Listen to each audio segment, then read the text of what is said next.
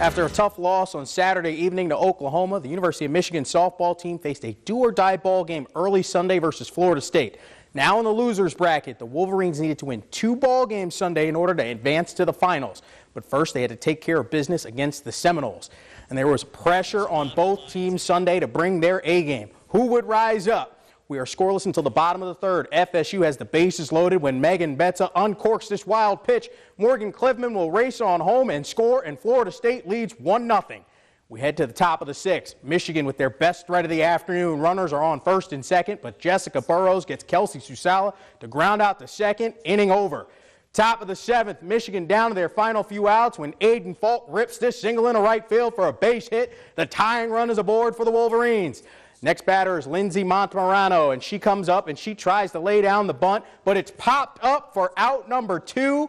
Now with 2 outs in the 7th, Jessica Burrows gets Amanda Vargas to pop up to first, and that is your ball game. Heartbreak Hotel. Florida State defeats Michigan by the score of 1-0. The Lady Wolverines season comes to an end.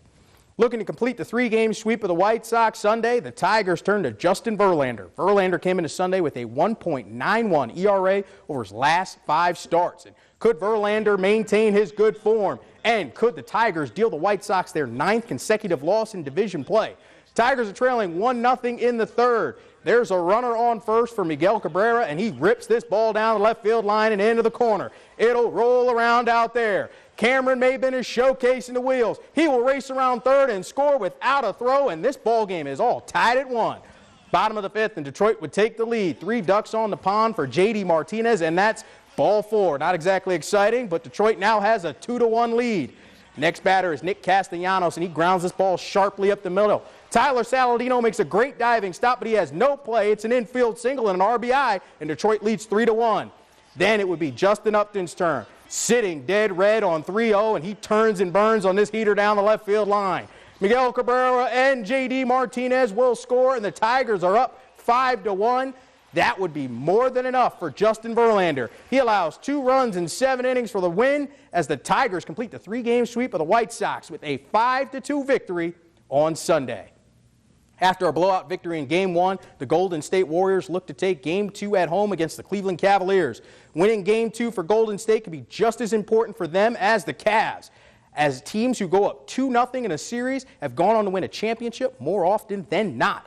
Could Steph Curry and the Warriors put LeBron James and the Cavs in a 2-0 hole? Cleveland would get off to a fast start. Cavs with the nice inbound play as LeBron James finds Kyrie Irving, and the bank is open on Sunday. Cavs up 4 early. Later in the 1st, LeBron James is pushing the floor when he finds Tristan Thompson for the alley-oop jam. Cavs up 2. Second quarter was all Warriors. Klay Thompson pushes the pace. He finds Sean Livingston, and Livingston will put LeBron in his poster. Warriors within 1. Later in the 2nd, Warriors now up 4 when Klay Thompson finds Draymond Green for the wide-open triple, and you can give them all 3 of those. Warriors up 7. Then it's the MVP, Steph Curry, and Chef Curry is cooking with the sauce. Finishing among the trees, that's why he's the MVP. Golden State would run away and hide. The Warriors hold serve at home and blow out the Cavs in Game 2. Warriors lead the series 2-0. Novak Djokovic completed the career Grand Slam Sunday morning by defeating Andy Murray in 4 sets, 3-6, 6-1, 6-2, 6-4. The top-seeded Djokovic was making his 12th appearance at Roland Garros Sunday, and it was his 4th finals appearance. After getting off to a sluggish start, the 29-year-old Djokovic was able to find his form and add the French Open hardware to his collection. Djokovic can now set his eyes on the season Grand Slam as he is halfway there after winning the Australian Open in January. The last player to win all 4 titles in a calendar year was Rod Laver in 1969. Up next for Djokovic will be Wimbledon later this month. In a thrilling overtime contest Saturday night, the San Jose Sharks scored a late goal in the 3rd period to tie the game, and midway through the 1st overtime, Jonas Donskoy gave the Sharks their first Stanley Cup victory in franchise history with the game-winning goal.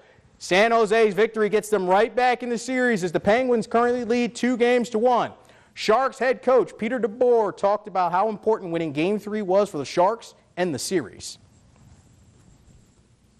Well, it was big to get a win, whether he was out or in. I mean, we needed to win this game tonight. So, Our group all year has been next guy jump in. We wouldn't have made the playoffs if we didn't have that attitude.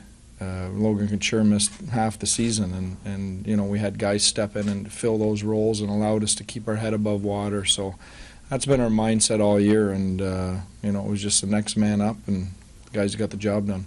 It's the first time we've had the lead in the series, and we have to go home, which is all right. I'm not complaining about it, but we've got to find a way to get out in front here going forward. We've been playing from behind too often in the series, so that's something that we want to talk about. But it was a huge win.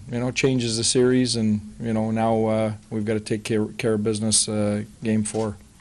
Game 4 Monday. We'll be back at the Shark Tank in San Jose.